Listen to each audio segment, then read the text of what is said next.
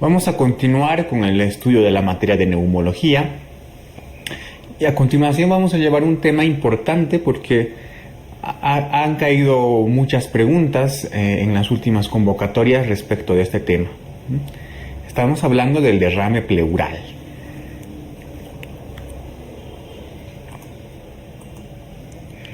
Bien, vamos a hacer una definición de lo que es el derrame pleural, ¿no? Y antes de hacer la definición, vamos a definir qué es la pleura. La pleura es aquella parte, ¿no?, conjuntiva que envuelve al pulmón, eso es básicamente. Entonces, en el gráfico, tú ves que que tenemos a la pleura, ¿no?, y que tiene dos hojas, ¿no? Y dentro de esas dos hojas hay un pequeño, muy pequeño espacio. Tenemos una hoja aquí y tenemos otra hoja aquí. Entonces, una hoja, la que está pegada al pulmón, se llama pleura visceral, y la que está más pegada hacia la pared torácica se llama pleura parietal.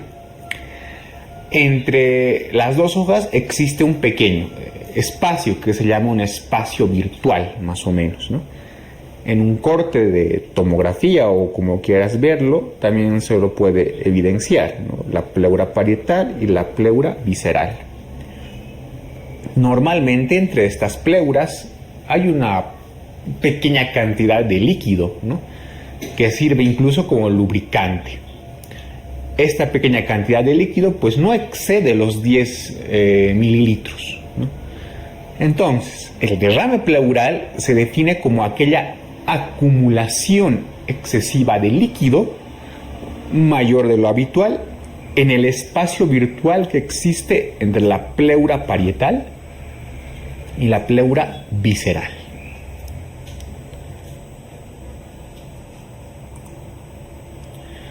¿Cuál es la clínica del derrame pleural? Una característica de este derrame pues es el famoso dolor pleurítico. El dolor pleurítico se caracteriza por ser agudo, punzante, ¿sí?, y que aumenta con la inspiración y la tos, ¿no? Es un dolor que se ubica de forma aguda, punzante, y cuando el paciente estornuda o inspira, aumenta. ¿Qué es lo que vamos a ver en la exploración física? Como ves en la imagen de la diapositiva, pues tenemos un médico realizando dos maniobras. La primera es una maniobra de percusión y la que está al lado es una maniobra de auscultación con un fonendoscopio. Pues bien, a la percusión vamos a ver que existe una matidez. A la percusión se evidencia matidez. Y a la auscultación pues hay una disminución del murmullo vesicular y en algunos casos se puede escuchar el típico roce pleural. Sí, entonces básicamente estas son las dos cosas que debes evidenciar cuando realizas un examen físico: matidez a la percusión, disminución del murmullo vesicular a la auscultación o escuchar el famoso roce pleural. ¿Cómo hacemos el diagnóstico del derrame pleural?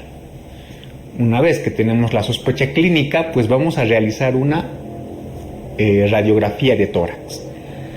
Se recomienda realizar una radiografía de tórax tanto lateral como póstero anterior. En una radiografía lateral es donde se evidencia que hay un borramiento del ángulo costofrénico, ¿no?, con una menor cantidad de líquido. En cambio, en la radiografía póstero anterior se va a evidenciar también el borramiento del ángulo costofrénico, más o menos aquí, pero cuando hay una gran cantidad de líquido en el espacio pleural. En cambio, en la radiografía lateral con poca cantidad de líquido ya se puede evidenciar el borramiento de este ángulo, ¿no?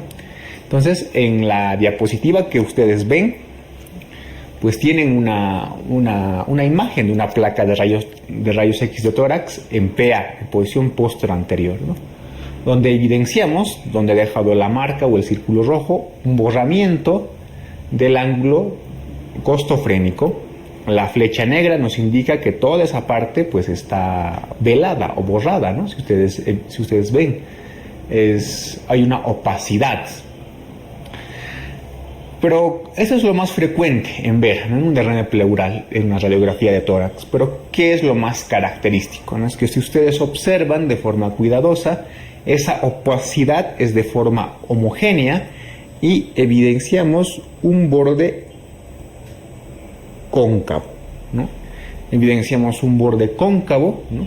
Y a este famoso borde cóncavo y esta densidad homogénea se llama la línea o el menisco de Damasua, ¿no? Entonces es el famoso signo típico radiográfico del derrame pleural.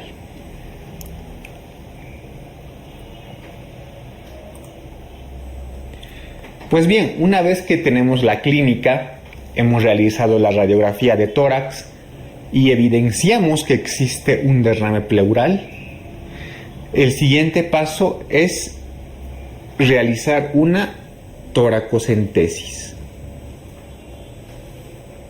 ¿Sí? Después de diagnosticar por radiografía, tenemos que realizar una toracocentesis, ¿no? ¿Qué es la toracocentesis? Pues no es más que aquel procedimiento, como el que ven en la diapositiva, por el cual se extrae líquido mediante la punción, ¿no? Se extrae líquido del espacio pleural. La técnica, los cuidados y demás de la toracocentesis los van a llevar en un tema especial de cirugía, ¿sí? Entonces aquí solamente mencionarte que es el procedimiento por el cual se obtiene líquido del espacio pleural. ¿Cuál es la importancia de realizar esta toracocentesis? Pues bien, una vez que tenemos el líquido de la toracocentesis, pues vamos a realizar un estudio de este líquido pleural. Vamos a realizar un estudio bioquímico, un estudio citológico y un estudio microbiológico.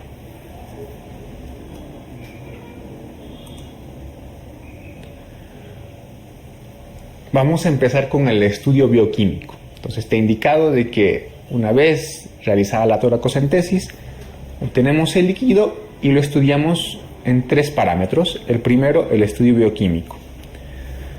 En el estudio bioquímico, pues lo más importante es que nos permite clasificar los derrames en exudados o trasudados, ¿no?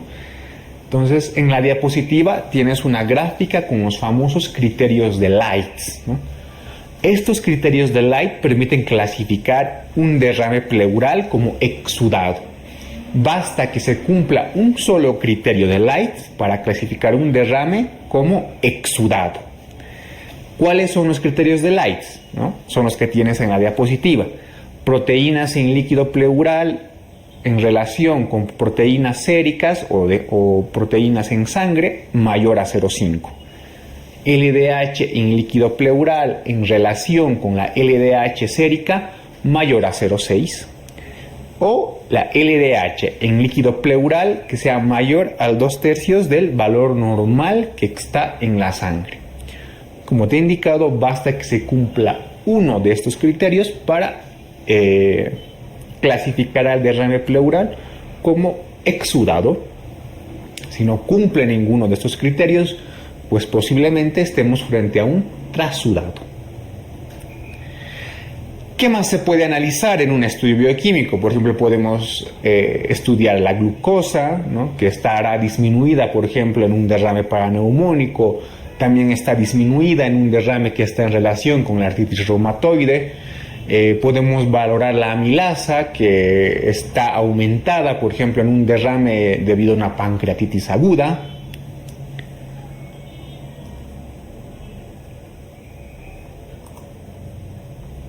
El otro parámetro que se debe estudiar después de la toracocentesis, ¿no? Es el estudio citológico. El estudio citológico del líquido pleural es importante porque nos va a permitir clasificar, nos va a permitir orientarnos más bien a determinadas patologías. Por ejemplo, si existe un hematocrito en líquido pleural mayor a 1% del hematocrito sanguíneo, nos hace pensar que estamos frente a un derrame pleural sanguinolento. ¿Cuáles son las causas principales de un derrame sanguinolento? La principal y la primera causa de derrame sanguinolento es la neoplasia. La primera causa de derrame sanguinolento es la neoplásica, pero también puede ser consecuencia de un tromboembolismo pulmonar, de un traumatismo, etc. Si el hematocrito es mayor a 50% en líquido pleural, nos orienta a que estamos frente a un hemotórax, el cual vamos a verlo con más detalle más adelante. Entonces, la causa principal de derrame sanguinolento, la neoplásica, no lo olvides. Si en el estudio citológico hay un predominio de polimorfonucleares, ¿no?, estaremos frente a un proceso o una patología de carácter agudo. Si estos polimorfonucleares exceden los 10.000 por centímetro cúbico, tenemos que pensar en la posibilidad de un derrame paraneumónico o de un empiema.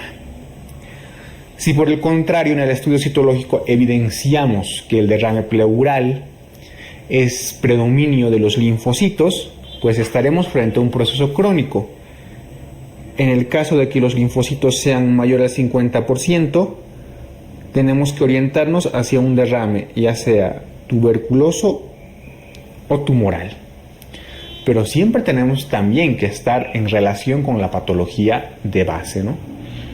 Si yo tengo un derrame pleural con una clínica reumatoidea y en el líquido pleural encuentro unos linfocitos mayor a 50 y una glucosa baja, pues seguramente estaré frente a un derrame del tipo de la artritis reumatoides, ¿no?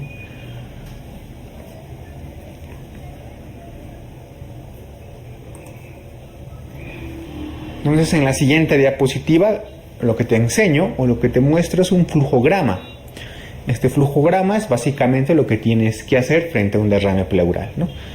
En primera instancia tenemos la sospecha por clínica de un derrame. Realizamos la radiografía PA y lateral, confirmamos que hay un derrame pleural, realizamos una toracocentesis, ¿no?, para ver si es un exudado o es un trasudado. En la toracocentesis analizamos los parámetros bioquímicos, citológicos y microbiológicos. Mediante los parámetros bioquímicos vamos a clasificarlos en exudados o trasudados.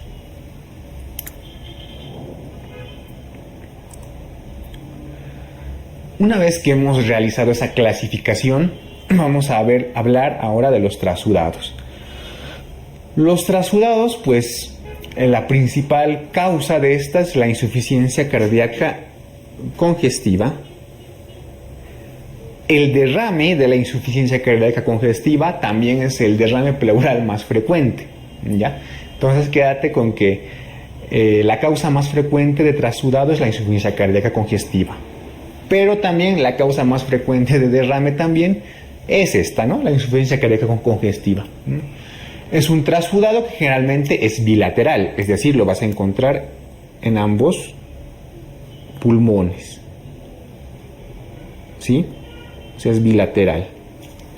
Obviamente está en relación con la clínica de la insuficiencia cardíaca, ¿no? Entonces, este trasudado de la insuficiencia cardíaca generalmente no necesita una toracocentesis, ¿sí? Y el tratamiento se lo realiza con el tratamiento de la enfermedad de base. Otros trasudados pueden ser a causa, por ejemplo, de una descompensación en la cirrosis hepática o en un síndrome nefrótico. Pero la causa más importante o el trasudado más frecuente es por el de la insuficiencia cardíaca congestiva. Los exudados un poquito más complejos, ¿no? Entonces, entre los exudados encontramos el derrame paraneumónico, el derrame neoplásico, el derrame tuberculoso, el derrame de la artritis reumatoide y el derrame del lupus eritematoso sistémico, como ejemplo. El derrame paraneumónico lo vamos a ver en una diapositiva posterior con más detalle. Vamos a hablar un poco del derrame neoplásico. El derrame neoplásico, como te he indicado, es un derrame de tipo sanguinolento, es decir, hay mayor al 1% de hematocripto en el líquido pleural en relación con la sangre, ¿no? ¿Cómo se diagnostica este derrame neoplásico? Pues hay que hacer un estudio citológico donde se puede evidenciar células anormales, ¿no?, que cursen con algún tipo de malignidad, ¿no? ¿Cuál es el tratamiento de este derrame? Digamos, si un paciente tiene un derrame neoplásico y tiene mucha sintomatología como una disnea intensa, pues se debe realizar una toracocentesis evacuadora. Sin embargo, el tratamiento pues es de la enfermedad de base. El derrame neoplásico, al ser un exudado, más frecuentemente, es causado por el cáncer de pulmón, el de mama y el linfoma, ¿sí? El derrame tuberculoso lo vamos a estudiar un poco más adelante. El derrame en la artritis reumatoide, pues como te he indicado anteriormente, cursa con una glucosa bastante baja, hay un predominio de linfocitos, ¿no? También se puede encontrar una concentración aumentada del factor reumatoideo, ¿no? El derrame en el lupus eritematoso sistémico pues es casi similar, no hay un gran descenso, sin embargo, de glucosa, hay un predominio linfocitario y en algunas ocasiones podemos encontrar células típicas del lupus eritematoso, ¿no? Pero todo eso tenemos que siempre combinarlo con la clínica o los antecedentes del paciente, ¿no? Si tengo la clínica de lupus y tengo una citología con una linfocitosis elevada, en una clínica de lupus, pues en las preguntas del examen me orientaré más hacia un derrame por lupus, ¿no? En cambio, si tengo una linfocitosis y no tengo alguna otra sintomatología, me decantaré más por un derrame, por ejemplo, del tipo tuberculoso, pero siempre en relación con la clínica o no. De todos estos exudados, el más frecuente es el derrame paraneumónico.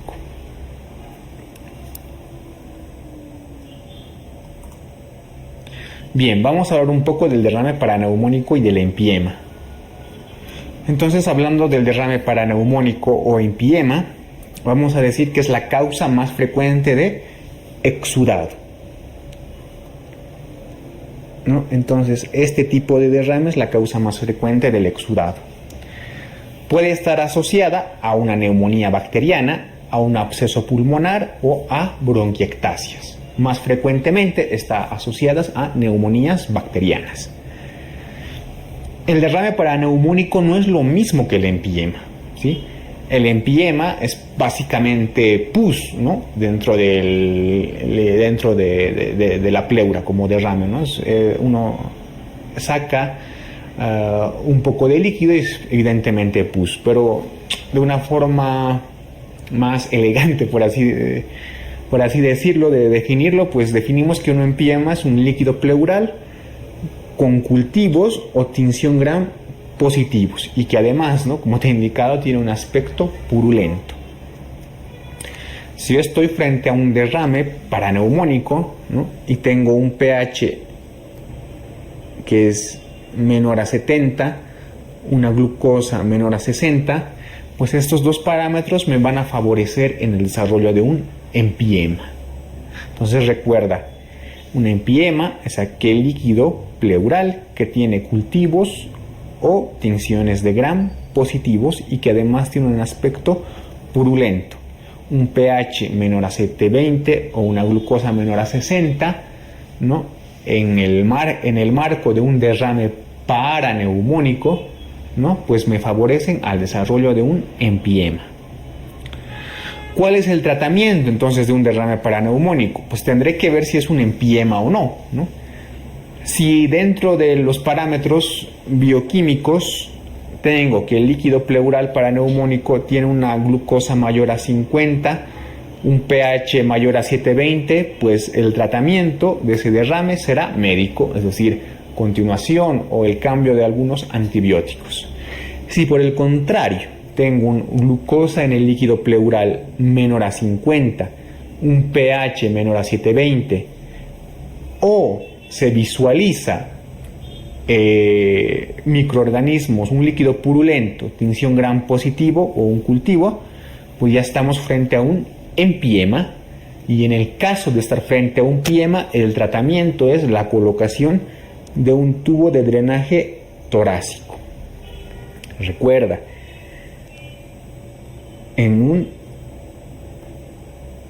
empiema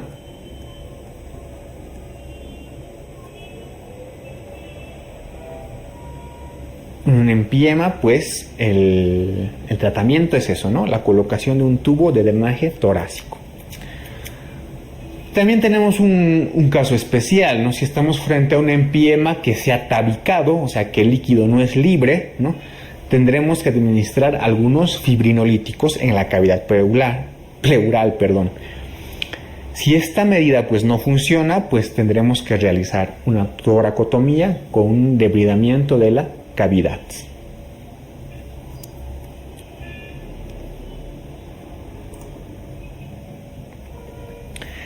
El siguiente derrame por su importancia para estudiarlo es el derrame tuberculoso, ¿no? También es un tipo de exudado, ¿no? Generalmente es unilateral y se diagnostica mediante un estudio citológico y bioquímico. ¿Qué es lo que vamos a evidenciar al estudio citológico? Al estudio citológico, un derrame tuberculoso cursa con una linfocitosis mayor al 50%, tiene una glucosa relativamente baja, no tan baja en comparación como por ejemplo un derrame paraneumónico, pero sí cursa con glucosa baja, y tiene una concentración de ADA o adenosín deaminasa encima de su valor normal, ¿no? Esta enzima, la ADA, es importante para el diagnóstico de la tuberculosis. Una cifra mayor a 40 o 50, ¿no?, con un estudio de este líquido que nos demuestre linfocitosis, ¿no?, compatible con clínica de tuberculosis como tos crónica, pérdida de peso, etcétera, ¿no?, en un lugar donde sea endémica la tuberculosis, pues nos hace el diagnóstico directo del derrame tuberculoso. Entonces, en el derrame tuberculoso, linfocitosis encima del 50% en el estudio citológico del líquido pleural y elevada concentración de ADA, ¿no?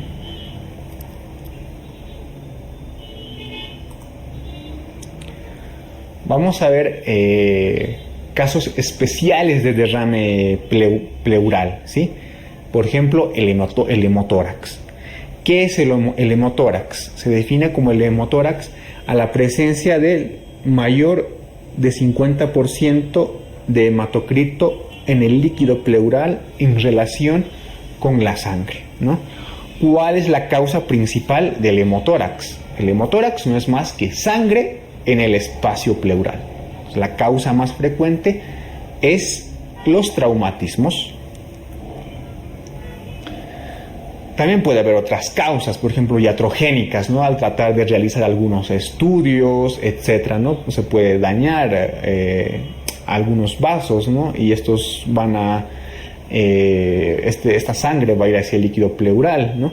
También puede haber lesión de algunos vasos importantes, alguna rotura de algunos o desgarros de algunos vasos, ¿no? Pero sin duda la causa más importante de un hemotórax son los traumatismos. ¿Cómo vamos a realizar el tratamiento, ¿no? Una vez que hemos visto por una toracocentesis de que es un hemotórax, ¿no? Si evaluamos que este hemotórax es menor a 350 ml, la actitud es expectante. No hacemos absolutamente nada, solo medidas generales, ¿no? Si por el contrario la cantidad de sangre en el espacio pleural es mayor a 350 ml, se debe proceder a la colocación de un tubo de drenaje torácico. Y si el sangrado es mayor a 1500 ml, se debe realizar una toracotomía de urgencia.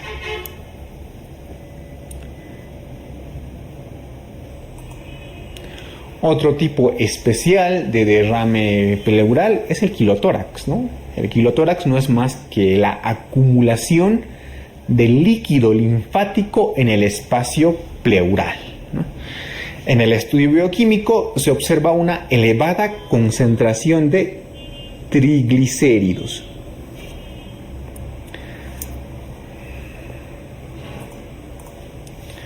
Se observa una elevada concentración de triglicéridos mayor generalmente a 110 miligramos decilitro, ¿no?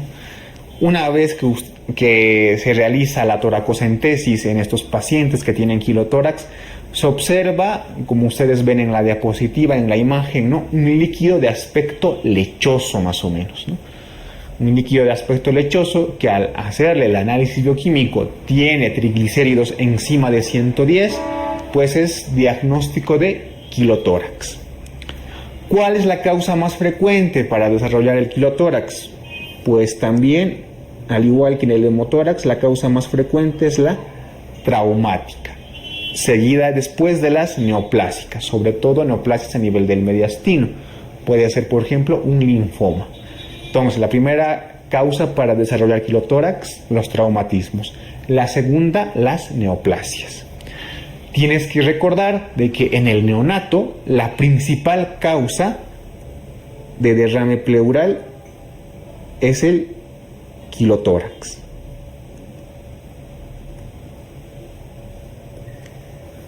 La principal causa de derrame pleural en el neonato es el quilotórax. ¿Cuál es el tratamiento? ¿No?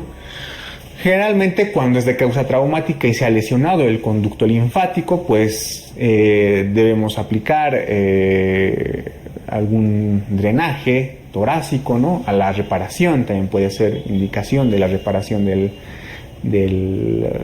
la lesión, ¿no? Y también es importante administrar octreotide, ¿no? ¿Por qué? Porque este quilotórax cursa con una gran pérdida de ácidos grasos de cadena media y de triglicéridos importantes, ¿no? Entonces el tratamiento básicamente se basa en esos tres parámetros. Pero lo que tienes que recordar, y lo más importante, es que la causa más frecuente de producir un quilotórax es el traumatismo. ¿Cómo se diagnostica? Paciente con traumatismo, ¿no?, que al hacer la toracocentesis ves un aspecto lechoso y en el análisis bioquímico tienes triglicéridos elevados, pues ya tienes tu diagnóstico, ¿no? Bien, eso es todo respecto de la patología del derrame pleural.